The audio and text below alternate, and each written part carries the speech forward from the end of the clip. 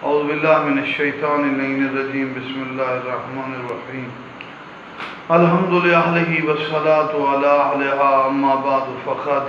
قال اللہ تبارک و تعالی فی کلام المجید و فرقان الحمید بسم اللہ الرحمن الرحیم انما یرید اللہ لیذہب عنکم الرجس علی البیت ویطہرکم تطہیرا۔ سلسلہ عصمت کے 14 مراکز کی حسین اور مقدس کلیوں اور پھولوں کی ہے، اس میں سلسلہ امام زادگان کا ہے۔ تو ظاہر ہے ائمہ کے دربار تک جانے کے لیے حسین کلیاں ہمارے لیے ایک عظیم نمونہ ہیں۔ آج ہم تذکرہ کریں گے جناب محمد ابن علی، جن کو محمد ابن حنفیہ کہتے ہیں۔ تاریخ انسانیت کی چند جلیل القدر، تاریخ ایمان اور اسلام کی بلند اور عظیم ہستی، علوم اور فقہ کے اور تمام عظیم حکمتوں کی مرکزی شخصیت جناب محمد بیت علی کے معروف محمد ابن حنفیہ۔ محمد ابن حنفیہ اپنے ننیال کی طرف سے منسوب ہوئے اور یہ نام مشہور ہو گیا، ورنہ یہ وہ عظیم ہستی ہیں کہ ان کے بارے میں ایک غیر معمولی جملہ یہ ہے کہ جن کو نام محمد مصطفیٰ عطا کرے، اپنی کنیت عطا کریں، اپنا نام بھی دیا محمد ابن علی کو مصطفیٰ نے، اپنی کنیت بھی دی۔ آقا عظیم شجاعت کے مالک اور علی ابن ابی طالب کے علم کے وارث مولا حسن حسین تو خود مستقلاً امام اور معصوم، مولا علی کا خصوصی فیض سرکار والد علام قبلہ حافظ محمد سبطین صاحب قبلہ فرماتے تھے، خدا جس کو بنائے تربیت کرے اسے معصوم کہتے ہیں، معصوم جس کی تربیت کرے اسے محفوظ عن الخطا کہتے ہیں۔ مدت ہوگی دروس میں بزرگوں کا تذکرہ نہیں، لیکن ترتیب بن رہی ہے۔ سرکار قبلہ استاد العلماء قبلہ میرے دادا جان قبلہ محمد یار شاہ سے فرماتے تھے کہ اب جناب عباس اور بی بی زینب وہ ہیں کہ جن سے ترک اولا بھی نہیں ہوا، اور محمد ابن حنفیہ علی کا وہ بیٹا ہے کہ جس کو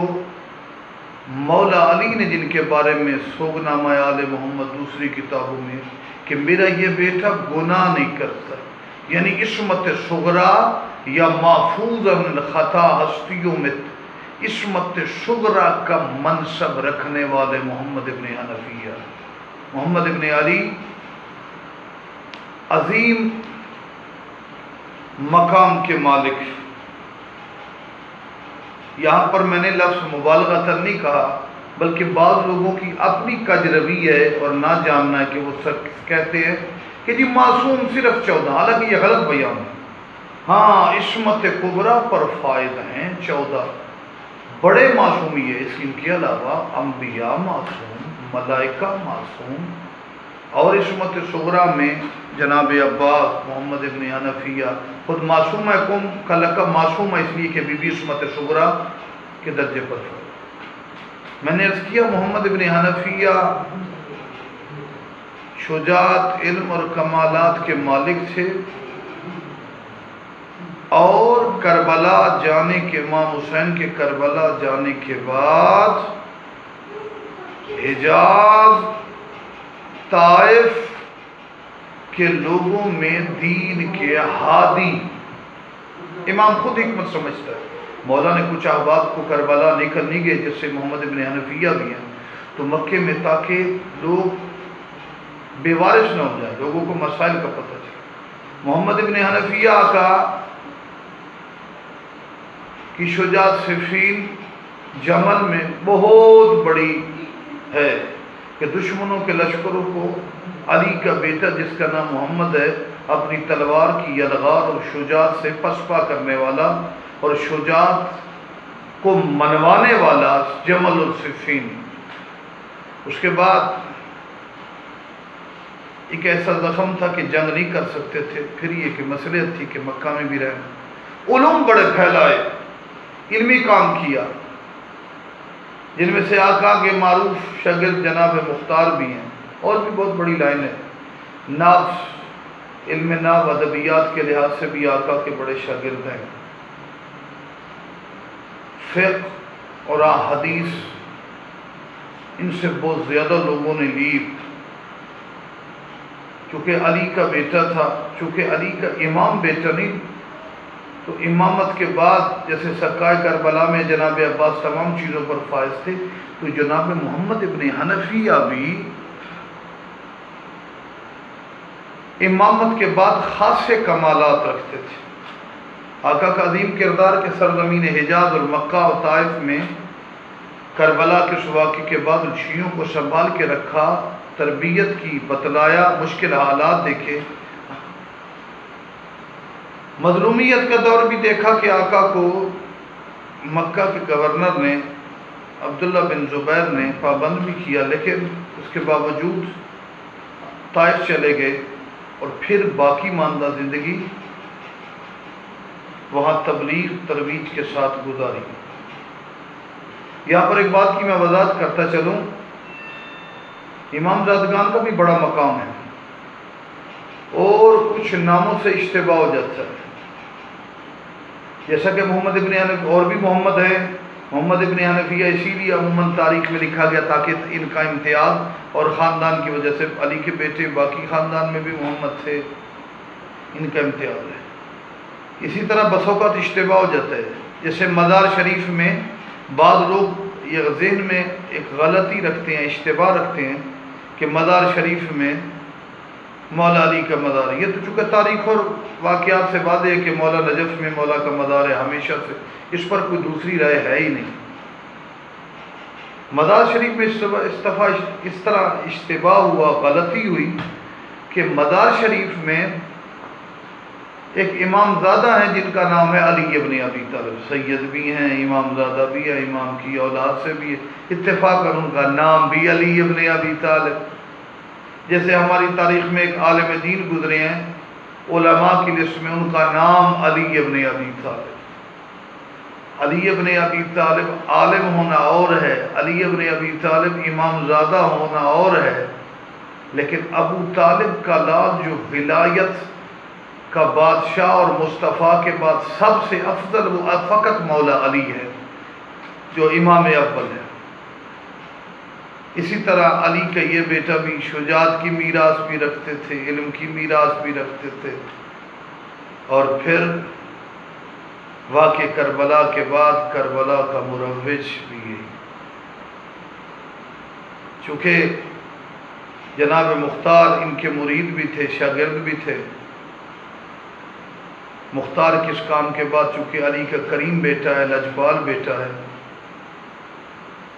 تو یہ مختار کے عظیم کام کے بعد، ویسے تو میں اس چیز کا قائل ہی نہیں ہوں کہ صرف جناب مختار نے انتقام لیا، یہ بھی بہت بڑا کام تھا۔ مختار نے فقط انتقام نہیں لیا، دین کی تبلیغ کی، تشیع کا اس زمانے کا بڑا مروج مختار ہیں، تو اس کا کریڈٹ بھی محمد ابن حنفیہ کو جانا چاہیے کہ ان کی تربیت کا اثر ہے مختار میں۔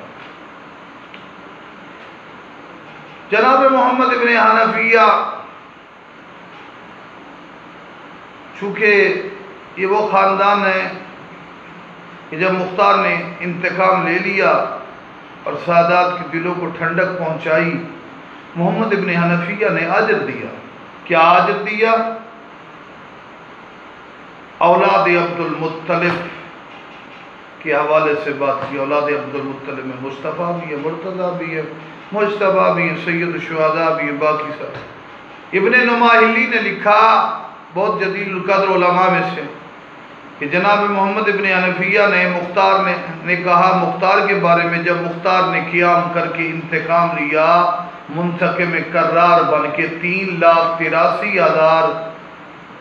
افراد جو دشمنان، قاتلین، مروانی اور بنی امیہ کے ظالم لوگ تھے قتل کیا، تو محمد ابن حنفیہ نے کہا حسین کے خون کا انتقام لینے والا مختار تا قیام قیامت اب اولاد عبد المطلب مختار کی مکروس ہے۔ ظاہر جناب مختار حکومت پہ تھے، ان کا زیادہ تذکرہ ہو گیا، تو بہت بڑا کردار حسینیت اور عزاداری کے لیے محمد ابن حنفیہ کا ہے، وہ اتنا عیاں نہ ہو سکا جناب، جبکہ جناب مختار کے سارے کام کا کریڈٹ بھی محمد ابن حنفیہ کو جانا چاہیے۔ اور آج جو کیفیت تشیع کربلا ہم تک پہنچی ہے، تو اپنے بھائی حسین کا کے لیے بہت بڑا کام کیا محمد ابن حنفیہ نے، عزاداری بھی کی، علم بھی پھیلایا، فقہ بھی پھیلائی، مظلومیت کا وقت بھی دیکھا، حجاز میں مصائب بھی برداشت کیے، معاشرے کی تربیت بھی کی، طائف تک اس زمانے میں حق کی وضاحت کی، اور کافی احادیث بھی جناب سے مروی ہیں، حتیٰ کہ اتنی بزرگ اور عظیم ہستی تھے کہ ان کی احادیث کو تشیع کے علاوہ تسنن کی کتب میں بھی موجود ہیں، تابعین میں شمار کرتے ہوئے شیعہ ترجیح دیتے ہی ہیں، چونکہ یہ ہے ایک بڑا بلند، لیکن ان کا مقام اتنا بلند تھا کہ دوسرے مذہب کے لوگوں نے بھی تابعین میں شمار کر کے ان کی تعریف بھی کی، توثیق بھی کی، ان کی عظمت کو بھی بیان کیا، اور محمد ابن حنفیہ کے کمالات کا بھی ذکر کیا، حتیٰ کہ میں نے پڑھا ہے کہ ان کی طاقت کے متعلق اہل سنت کی کتب میں ہے۔ ان کا ایک واقعہ جو نقل کیا گیا کہ ایک جگہ پر عرب میں اکھاڑے ہوتے تھے، پہلوان لڑتے تھے، محمد ابن حنفیہ بھی گئے وہاں، تو دیکھا کہ لوگ آپس میں وہ کشتی کر رہے ہیں، لڑ رہے ہیں۔ علی کے شجاع بیٹے کو بھی نقل کیا گیا ہے روایات میں،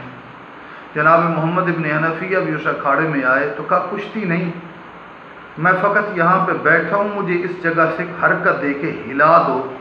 تو یہ بھی پتہ چلتا۔ سب پہلوان زور لگا کے کشتی کرنا، مقابلہ کرنا، تو ایک طرف 1 انچ بھی زمین سے نہ ہلا سکے۔ علی کے ببر شیر بیٹھے، شجاع بیٹھے، اسد بیٹھے نے، کمالات کے سمندر بیٹے نے کہا سب پہلوان اکٹھے ہو کر بیٹھ جاؤ، بیٹھ گئے، بازو میں بازو ڈال کے، ہاتھ ڈال کے کھینچا، سارے کے سارے پہلوان زمین سے اکھڑ کر گر جا پڑے۔ یہ ان کی شجاعت کا۔ تو میں نے عرض کیا نا کہ اس زمانے میں واقع کربلا کے بعد یا واقع کربلا سے پہلے حسین ابن علی اور ائمہ کے بعد مرجع خلائق، مرجع تشیع، مرکز تشیع، عصمت صغریٰ کا بادشاہ، محفوظ عن الخطا ہستی، سرزمین عرب میں اپنی حسین یادوں کے ساتھ دنیا سے کامیاب اور کامران چلے گئے۔ مالک ذوالجلال جناب محمد ابن حنفیہ کی سیرت پر ہمیں عمل کرنے کی توفیق عطا فرمائے۔ السلام علیکم ورحمۃ اللہ وبرکاتہ۔